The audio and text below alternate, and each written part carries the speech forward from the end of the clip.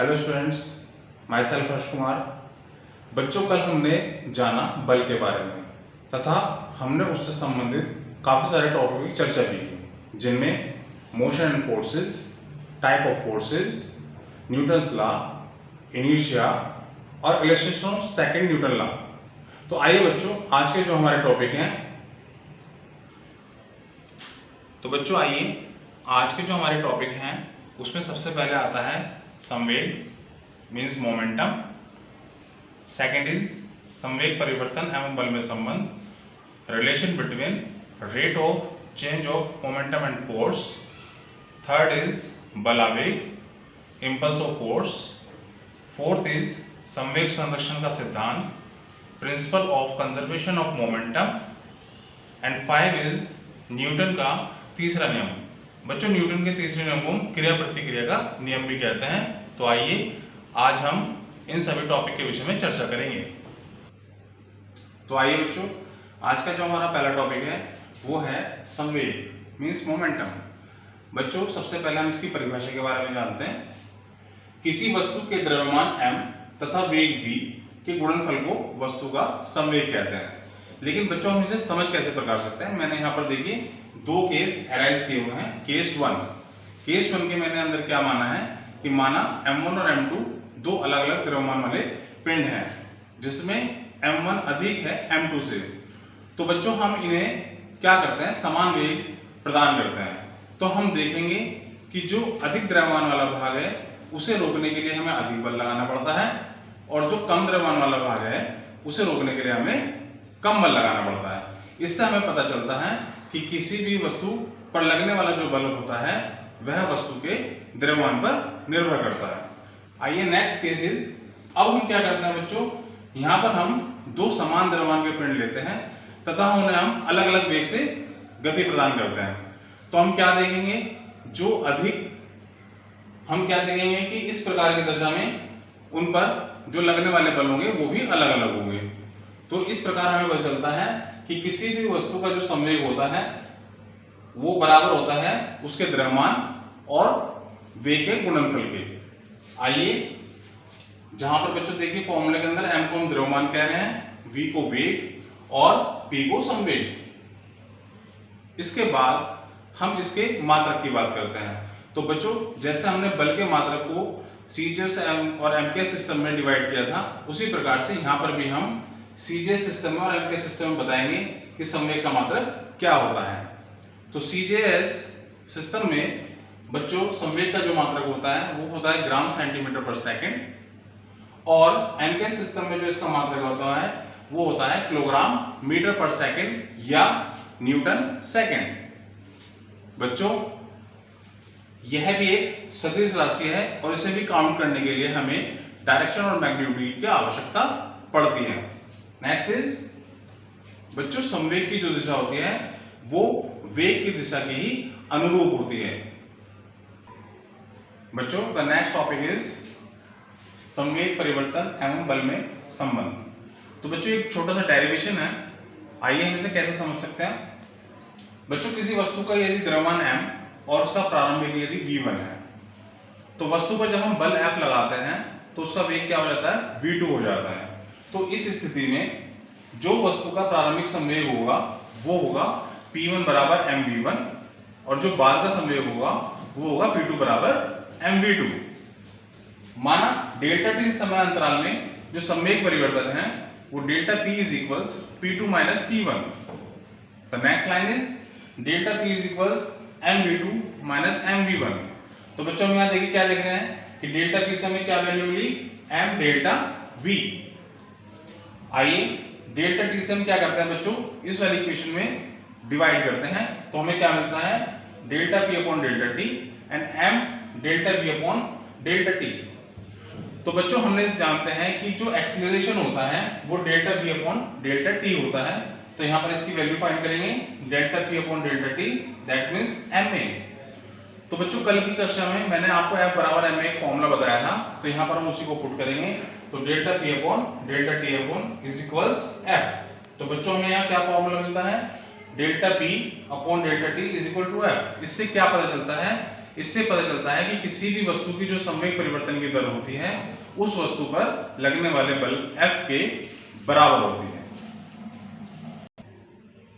बच्चों तो आइए नेक्स्ट टॉपिक है हमारा T3 बल का आवेग। आइए बच्चों कैसे समझ सकते हैं इसे। जब कोई बड़ा बल किसी वस्तु पर थोड़े समय अंतराल के लिए लगता है तो बल तथा समय अंतराल के गुणनफल को बल का आवेग कहते हैं। तो बच्चों यदि मान लीजिए किसी वस्तु पर लगने वाला जो बल है वो F है और जो हमारा समय अंतराल डेल्टा टी है, तो बल के आवेग का सूत्र क्या होगा बच्चों, बल का आवेग बराबर F मल्टीप्लाई डेल्टा टी।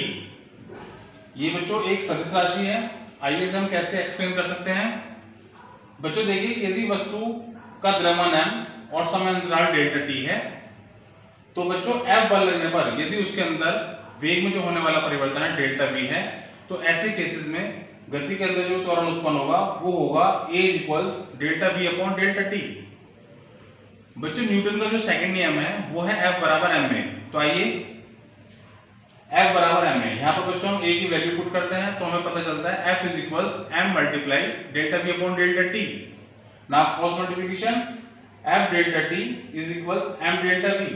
तो देखिए बच्चों अभी मैंने आपको संवेग परिवर्तन के बारे में बताया था जिसमें हमने फॉर्मूला फाइंड किया था delta p is equals m delta v। तो यहाँ पर हम उस वैल्यू को रखेंगे तो हमें मिलता है F delta t is equals delta p। इससे बच्चों हमें क्या पता चलता है कि बल का जो आवेग होता है वह बराबर होता है उसके संवेग परिवर्तन की दर के। आइए तो बच्चों नेक्स्ट टॉपिक क्या है हमारा। नेक्स्ट टॉपिक है संवेग संरक्षण का सिद्धांत। तो बच्चों संवेग संरक्षण का सिद्धांत होता क्या है, आइए हम परिभाषा के तौर पर जानते हैं। यदि दो अथवा दो से अधिक वस्तुओं के समुदाय पर, यदि दो अथवा दो से अधिक वस्तुओं के समुदाय पर कोई बाह्य बल कार्य ना करे तो समुदाय का जो संयुक्त संवेग होता है बच्चों वो नियत होता है। यही संवेग संरक्षण का सिद्धांत है। आइए बच्चों इसका स्पष्टीकरण देखते हैं। इसका स्पष्टीकरण कैसे कर सकते हैं। माना कि हमारे पास दो पिंड हैं या दो वस्तुएं हैं जिनके द्रव्यमान m1 व m2 है और वो क्षैतिज दिशा में u1 व u2 वेग से गतिमान है। तो बच्चों डेल्टा टी समय में जो उनका संवेग परिवर्तन होगा वो क्या होगा, उनका संवेग परिवर्तन बच्चों होगा p1 बराबर m1 u1 तथा p2 बराबर m2 u2। तो क्षैतिज तल में जब बच्चे पिंड गति कर रहे हैं तो कहीं ना कहीं उनका टकराव होगा और टकराने के पश्चात वो अलग अलग हो जाएंगे। तो हम ये मान लेते हैं कि दोनों पिंडों के टकराव के पश्चात उनके जो वेग हैं वो v1 व v2 हैं। तो इस स्थिति में बच्चों उनके संवेग परिवर्तन क्या होंगे। तो आइए उस स्थिति में बच्चों उनके जो संवेग होंगे वो होंगे m1 v1 तथा m2 v2। तो इस स्थिति में क्या होता है बच्चों, टकराव से पहले का संवेग तथा टकराव के बाद का संवेग। इस प्रकार से हम क्या पाते हैं m1 u1 plus m2 u2 is equals m1 v1 तथा m2 v2। तो बच्चों इस स्थिति में दोनों पिंडों का जो संयुक्त संवेग होगा वो नियत होगा। इससे क्या पता चलता है, इससे पता ये चलता है कि जितना संवेग परिवर्तन पहले पिंड में होगा उतना ही संवेग परिवर्तन दूसरे पिंड में भी होगा। फर्क क्या होगा कि दूसरे की जो दिशा होगी वो विपरीत दिशा होगी। तो बच्चों हमने परिभाषा से क्या जाना कि यदि दो अथवा दो से अधिक वस्तु के समुदाय पर कोई बाह्य बल कार्य ना करे तो उसका जो संवेग परिवर्तन होता है वो नियत होता है। यही संवेग संरक्षण का नियम है। आइए बच्चों आज का जो लास्ट टॉपिक है वो है न्यूटन का तीसरा नियम। तो बच्चों इस अध्याय में हमने न्यूटन का प्रथम नियम भी सीखा, द्वितीय नियम भी सीखा, तीसरा नियम हम यहाँ पर अब डिस्कस करेंगे। तो बच्चों न्यूटन का तीसरा नियम क्या कहता है। न्यूटन के तीसरे नियम के अनुसार जब भी कोई वस्तु दूसरी वस्तु पर बल लगाती है तो दूसरी वस्तु भी उतना ही बल उस वस्तु पर आरोपित करती है। तो बच्चों ये जो नियम होता है ये क्रिया प्रतिक्रिया का नियम होता है। आइए कुछ उदाहरणों से इन्हें समझने का प्रयास करते हैं। तो बच्चों देखिए मैंने पहला उदाहरण लिया है बल्ले एवं गेंद की प्रतिक्रिया क्रिया। मैंने यहाँ पर एक बल्ला लिया हुआ है और एक बॉल है। तो बच्चों जब भी हम किसी बल्ले से गेंद को चोट मारते हैं या टक्कर मारते हैं तो उस स्थिति में बल्ले के द्वारा एक बल बॉल पर लगता है तथा बॉल के द्वारा उतना ही बल बल्ले के ऊपर लगता है। माना बल्ले के द्वारा बॉल पर लगने वाला बल F1 तथा बॉल के द्वारा बल्ले पर लगने वाला बल F2 है। तो बच्चों क्रिया प्रतिक्रिया के नियम के अनुसार बलों की जो मात्राएं होंगी वो तो समान होंगी, लेकिन उनकी जो दिशा होगी वो विपरीत होगी। तो यहाँ पर हम देख रहे हैं बच्चों F1 is equals minus F2।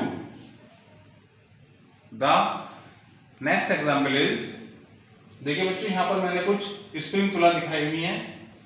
यहाँ दो स्प्रिंग हैं। हमने स्प्रिंग का एक हिस्सा दीवार में किसी हुक के साथ फिक्स कर दिया है तथा दूसरी स्प्रिंग को उसमें फंसाकर हाथ से खींचने का प्रयास कर रहे हैं।